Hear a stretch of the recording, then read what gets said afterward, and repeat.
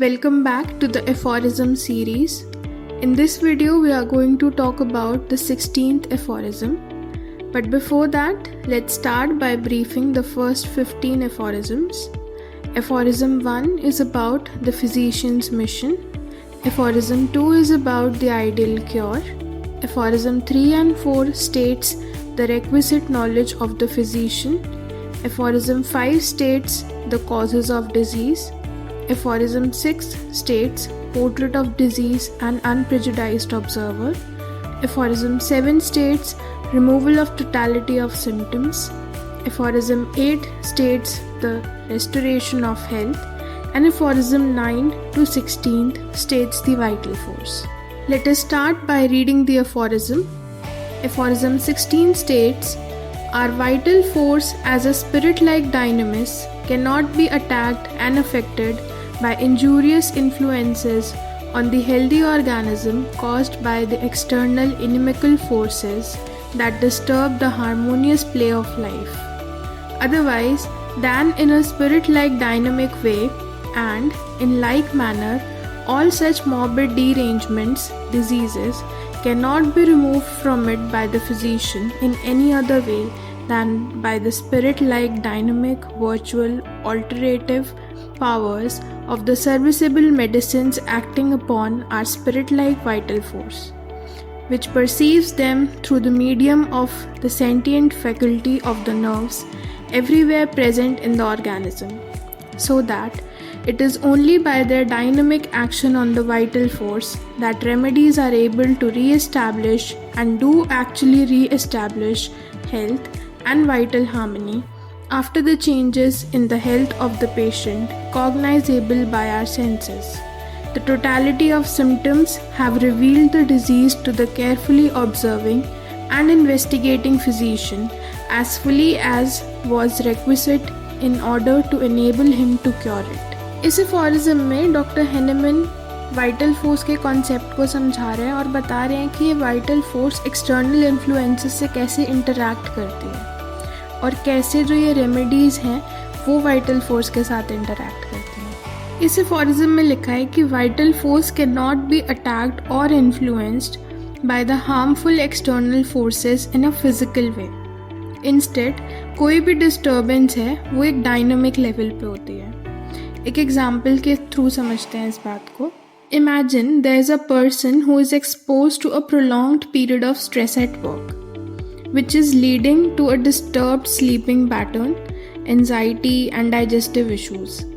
तो ये जो digestive issues हैं ये physically नहीं आए patient के अंदर, it has dynamic effect on the vital force जिसकी वजह से वो issues आए हैं। तो अगर हम ये कहें कि ये जो digestive issues आए ये कुछ फास्ट फूड खाने से या जंक फूड खाने की वजह से हो रहा है तो हम गलत हैं। इसका फिजिकल मैटर से कोई लेना देना नहीं है। ये जो डाइजेस्टिव इश्यूज हैं these are basically because of the vital force derangement by the dynamic stressors. जो स्ट्रेस उसकी लाइफ में चल रहा था that has deranged his vital force और फिर वो वाइटल फोर्स वो सिम्टम्स शो कर रही है in the form of disturbed sleeping patterns, the anxiety he is experiencing और जो डाइजेस्टिव इश्यूज उसे हो रहे हैं। Vital force is resilient and cannot be directly harmed by external influences in a physical or material sense. Instead, any disruption caused by external forces manifest at a dynamic energetic level affecting the balance of vital force. इसका ये मतलब हुआ जो external influences और जो vital force के बीच का interaction है it is not mechanical or material but it involves the dynamic and energetic processes। और क्योंकि ये फिजिकल लेवल पे कुछ नहीं है तो ये जो डिजीजेस हैं ये फिजिकल इंटरवेंशन से इरेडिकेट भी नहीं हो सकते। Therefore they require dynamic medicines. अब बात करते हैं रेमेडी की इंटरैक्शन की वाइटल फोर्स के साथ। अब रेमेडी कैसे इंटरैक्ट करेगी? There has to be some passage. तो वो पैसेज बनता है through the faculty of nerves.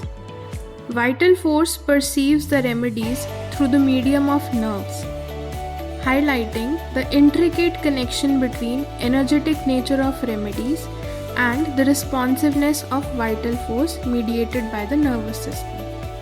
Let us go through its explanation. Our vital force, which is spirit or dynamic energy, is not directly harmed by external influences that disrupt the normal functioning of our body. Instead, these influences affect it in a dynamic or spirit-like manner. Similarly, when we are unwell, the cure does not come from the physical substances but from the dynamic, virtual powers of medicines. These medicines act on our vital force through our nerves, sensed by our body's ability to feel. The goal is to restore health and harmony by addressing the dynamic aspects of the vital force, guided by the observable symptoms that indicate the nature of illness. Essentially, the process involves understanding the dynamic nature of both the problem and the solution, focusing on restoring the vital forces balance for overall well-being. अब इस aphorism का footnote पढ़ते हैं. Most severe disease may be produced by sufficient disturbance of the vital force through the imagination and also cured by the same means. इसका मतलब ये है, जितनी भी इंटेंस डिजीज़ेज़ हैं ये वाइटल फोर्स के डिस्टर्बेंस की वजह से होती हैं, और वाइटल फोर्स की डिस्टर्बेंस होती है हमारी इमेजिनेशन की वजह से. सिमिलरली ये इंटेंस डिजीज़ेज़ ठीक भी उसी तरीके से होती हैं. Similarly, these intense diseases can be healed through the same means by addressing and calming the disturbed vital force through therapeutic influences on the imagination. हम सभी को पता है कि more than 99% of the diseases they are delusional or a result of delirious state. तो ये जो हमारी imagination है, ये जो हमारी सोच है, ये हमारे vital disturbances create करती है. और अगर हमें वाइटल फोर्स को रीस्टोर करना है या हेल्थ को रीस्टोर करना है तो हमें उस इमेजिनेशन को पॉजिटिवली और थेरेपेटिकली इन्फ्लुएंस करना पड़ेगा. ये जो हमारी सोच है या इमेजिनेशन कहते हैं जिसे, ये वाइटल फोर्स को कैसे डिस्टर्ब कर पाती है उसका एक छोटा सा एग्जाम्पल देखते हैं. I hope most of you have watched Munna भाई MBBS. If not, I am playing an audio. It is a conversation between a doctor and a patient who has just been diagnosed with cancer.